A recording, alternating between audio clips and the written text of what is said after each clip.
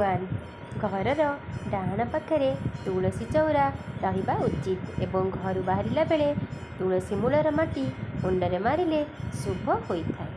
2 ଆଣ୍ଠୁଗଣ୍ଠି ଯନ୍ତ୍ରଣା ହେଉଥିଲେ ପାଣି ପିଇବା ବେଳେ ବସିକି ପିଅନ୍ତୁ ଏବଂ ଦିନକୁ 5ଟି ଲବଙ୍ଗ ଚୋବାଇ କରି ଖାଆନ୍ତୁ।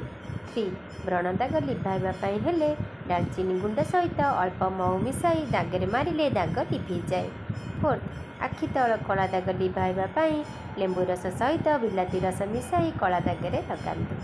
5 ବିବାହିତ ସ୍ତ୍ରୀ ଲୋକମାନେ ରାତିରେ ଚୁଟି ଖୋଲା ରଖି ଶୁଅନ୍ତୁ ନାହିଁ, ଏହା ଅମଙ୍ଗଳ ହୋଇଥାଏ। 6 ସୂର୍ଯ୍ୟାସ୍ତ ପରେ କେବେ କ୍ଷୀର କିମ୍ବା ଦହି ବାହାର ଲୋକଙ୍କୁ ଦିଅନ୍ତୁ ନାହିଁ, ଏହା ଅମଙ୍ଗଳ ହୋଇଥାଏ।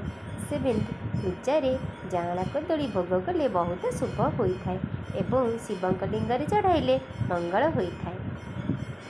8 ଠାକୁର ପୂଜା କଲାବେଳେ ତଳେ ପିଢ଼ା ଉପରେ କିମ୍ବା ପଥର ଉପରେ ବସିକି ପୂଜା କରନ୍ତୁ ନାହିଁ, ଆସନ ପକାଇ ପୂଜା କରନ୍ତୁ। 9 ଘରର ପାଣି ଟ୍ୟାପରୁ ପାଣି ଟପ୍ ଟପ୍ ପଡ଼ିଲେ ଅଶୁଭ ହୋଇଥାଏ, ତୁରନ୍ତ ମରାମତି କରନ୍ତୁ।